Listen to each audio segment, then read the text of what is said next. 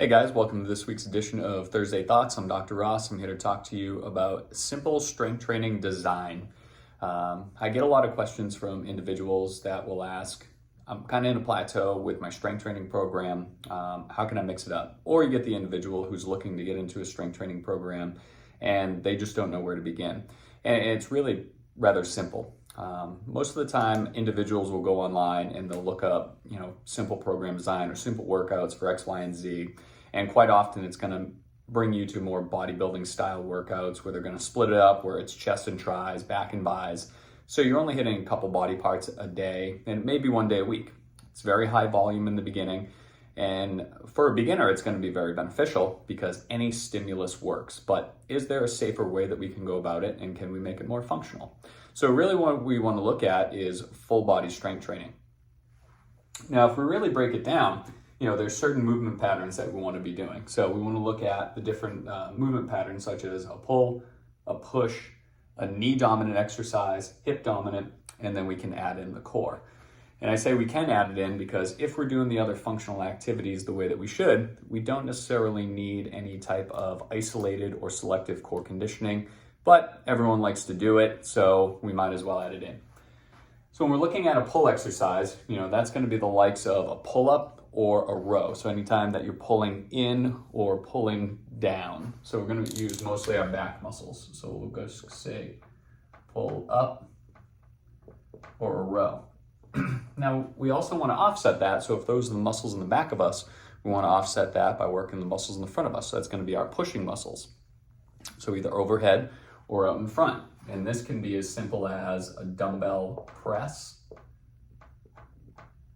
And it could also be a push-up. So nice and simple at that point. A knee dominant exercise is going to be more along the lines of a squat or a lunge. So I'll just put SQ or lunge. Hip dominant, at that point, we're going to look at deadlifts, or we can also see glute bridges. So oftentimes people will know what that is. You just lay on your back and lift your butt up towards the ceiling. And I'll just put DL. And then very simple exercise for core could be as simple as a plank, side plank. You could do, some people will do crunches at that point. I prefer standing variations such as a Pallof press because then you can start going into single leg variations, lunge variations, integrating upper and lower body at that point. So I'll just put plank, side plank, and I'll just put Pallof. And you guys can always reach out if you're wondering what these specific exercises are at this point. Now, any of these exercises can be progressed pretty easily, so that's why I suggest picking them at that point.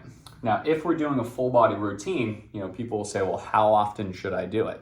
Really the frequency should be a minimum of 2 times a week, and really want to see a maximum of 4 times a week. We want to make sure we give adequate rest periods in between our actual workouts so that we have enough time to recover in between.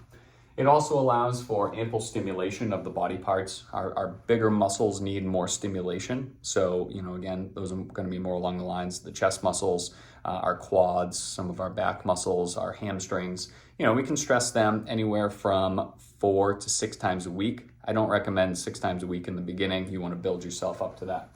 So again, 2 to 4 times a week if it's a full body exercise. You can do the same workout, and as long as you change the intensity of each workout, then that'll be fine. So let's say you work out Monday, Wednesday, Friday, maybe the intensity, and this is going to be based off either the weight or the volume that you're using, could be high on Monday, low on Wednesday, and then a medium intensity come Friday. And we're going to use the right side of the board to try to figure that out.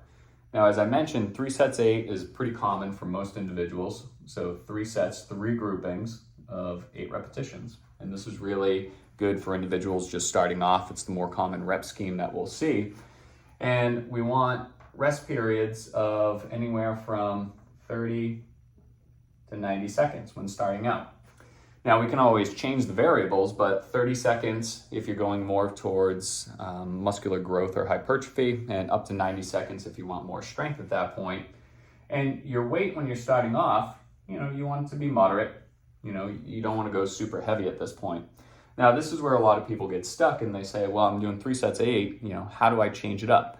Most people want to scrap the whole program come up with new exercises, and we don't necessarily need to do that because these are really the major variables that we can manipulate at any one time to give our body a different training effect. So in theory, I can use the same workouts 52 weeks out of the year, and as long as I change up any of these variables at any given time, I'm going to get a different training effect. Now, is that the most appealing way to go about it? No, because we always want the next best thing. We always try to come up with the next best circus trick because we think it's working for us. Now, what we will see is that it is important to provide a more dynamic stimulus. So that could be going from a single leg exercise to double leg using heavier weights, or it could be going from, a slow movement pattern to a fast movement pattern. So there's multiple ways to manipulate it. But if someone's on 3 sets of 8, I'll usually recommend 8 sets of 3. So it's the same volume, sets and reps wise, but then our rest periods, we want to see that increase, 60 to 120 seconds. Give us a little bit more time to refill our energy stores or ATP. But now the weights that we use can be heavy. Another way we can go about this, if we want to stick to 24 as our overall volume, I could then also change it up where I could do 2 sets of 12 if I wanted to. Now we're looking at, and again, you can use, 30 seconds for more muscular endurance, and our weight is going to be, I'll say, low to moderate, because we're purposely trying to see how much work we can do over time. We're trying to build up our capacity at that point. Now, again, I can change it up where on Mondays, I can do my 8 sets of 3. On Wednesday, I can do my 2 sets of 12. And then on Friday, I can do my 3 sets of 8. I usually recommend individuals stay on the same program for about 6 weeks so you can track your progress. You can stay on for up to 16 weeks if you want to.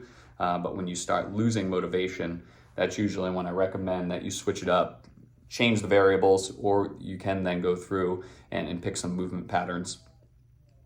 We always have to worry about what our end goal is. So is that building size? Is it just becoming more functional, more fit, more healthy, gaining muscular endurance, gaining muscular strength?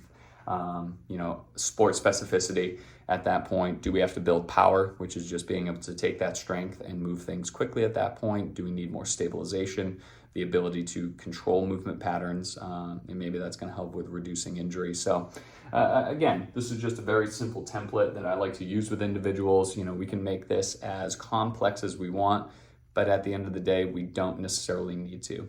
Stay away from the circus tricks, focus on form, and if you have any questions, feel free to reach out. Thanks for listening.